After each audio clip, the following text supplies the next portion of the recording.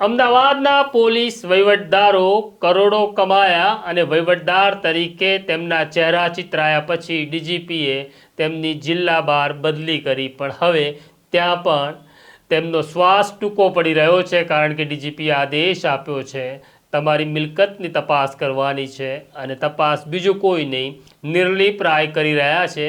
ત્યારે આ ઠંડીમાં પણ પરસેવો છૂટી જવો સ્વાભાવિક છે.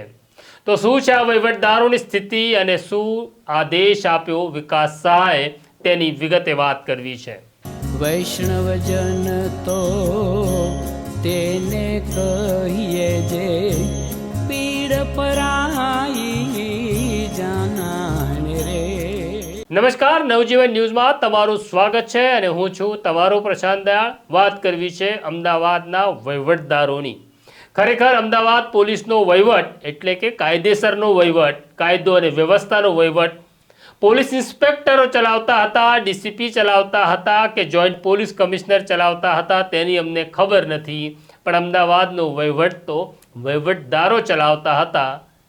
તે દારૂ જુગારના અડ્ડાઓની મંજૂરી આપતા હતા, તે જમીનોના કામ સુલટાવી આપતા હતા.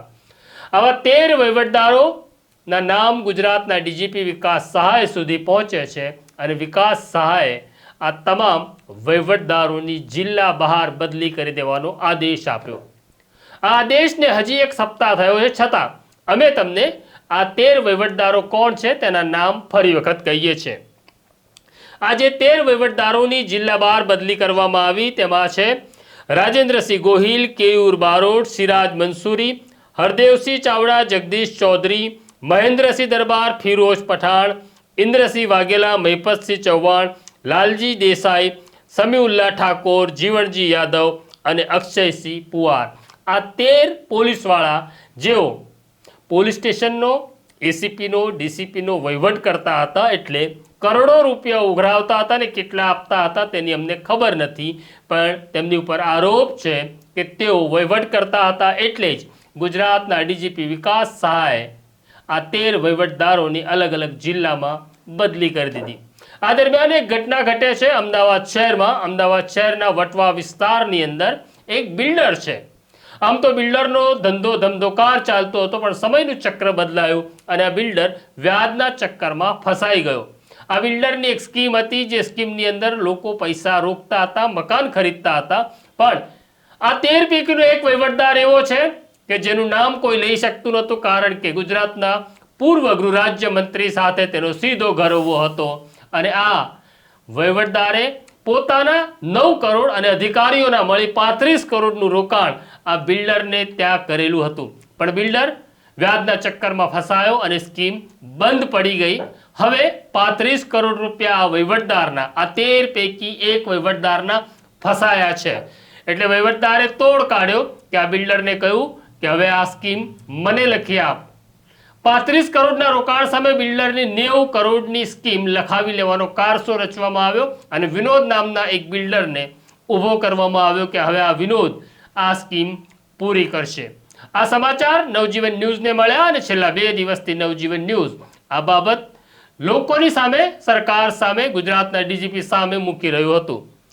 શનિવારની મોડી સાંજે ગુજરાતના ડીજીપીએ આ બાબતને ગંભીરતાથી લીધી અને સ્ટેટ મોનિટરિંગ સેલના ડીઆઈજી નિર્લીપ રાયને બોલાવી આ સમગ્ર મામલે તપાસ કરવાનો આદેશ આપ્યો. ડીઆઈજી નિર્લીપ રાયે તમામ એસપીઓને એક પત્ર લખ્યો છે અને પત્ર લખી આ 13 વહીવટદારો જે આ ફરજ બજાવે છે એ તમામ 13 વહીવટદારો પાસે વિગત માંગવામાં આવી છે કે તમારા નામે, તમારા પરિવારના નામે, પત્ની, બાળક, ભાઈ ભાંડુ, સાસુ સસરા, માતા પિતાના નામે કેટલી મિલકત છે, આ પૈસા તેઓ ક્યાંથી લાવ્યા, કેટલા બેંક એકાઉન્ટ છે, બેંક એકાઉન્ટના તમામ સ્ટેટમેન્ટ, કેટલા ડીમેટ એકાઉન્ટ છે અને કેટલું સ્થાવર અને જંગમ મિલકતમાં રોકાણ છે, તેની તમામ વિગત આ 13 વહીવટદારોએ પોતાના એસપીને આપવાની છે અને 2 દિવસમાં આ તમામ એસપીએ આ વિગત સ્ટેટ મોનિટરિંગ સેલના ડીઆઈજી નિર્લીપ રાયને સુપ્રત કરવાની છે.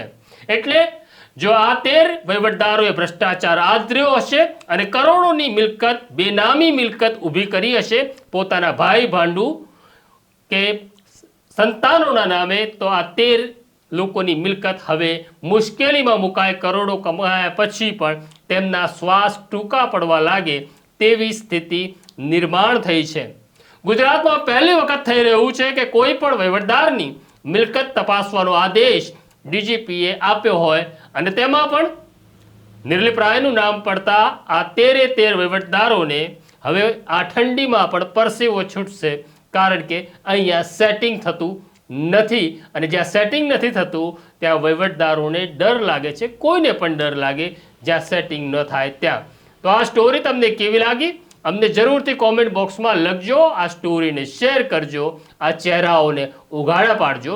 આ નવજીવન ન્યૂઝ છે, તમારો અવાજ છે. અત્યારે મને અને મારા સાથી તુષાર બસિયાને રજા આપો. આવું છું એક નવા વિષય સાથે. નમસ્કાર.